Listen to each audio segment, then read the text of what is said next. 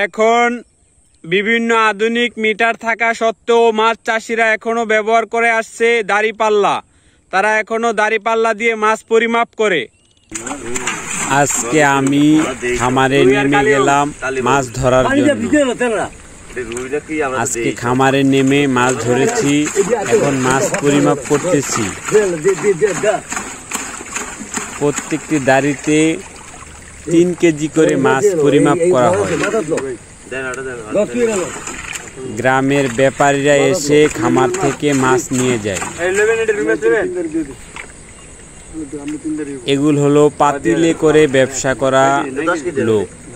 সাইকেলের পিছনে করে বেঁধে তারা গ্রামে ঘুরে ঘুরে মাছ বিক্রি করে। খামার থেকে 200 টাকা কেজিতে মাছ নিয়ে যায়।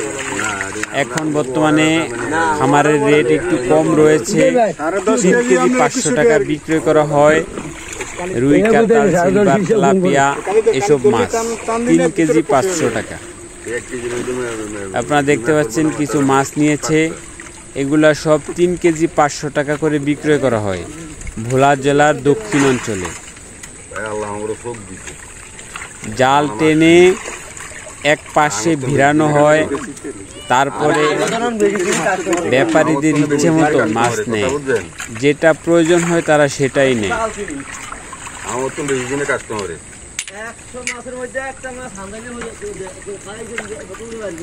খামারে মাছ পরিমাপ করা হয় নিখুঁতভাবে নয়, একটু বেশি দিয়ে দেয়।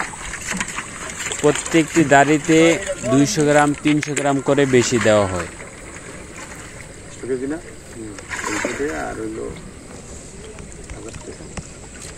খামারে মাছ নেওয়ার জন্য গ্রামবাসীরাও আসে।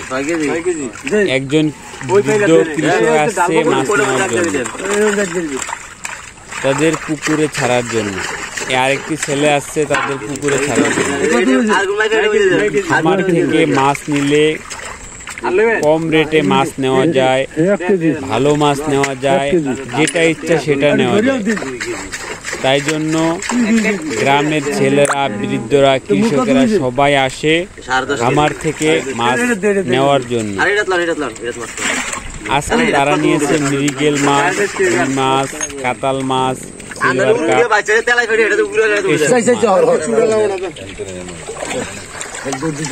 এখন তারা তাদের বাড়িতে মাছগুলো নিয়ে যাবে এবং ছেড়ে দিবে।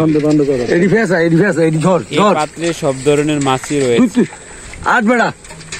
সিলভার, মৃগেল এসব মাছ।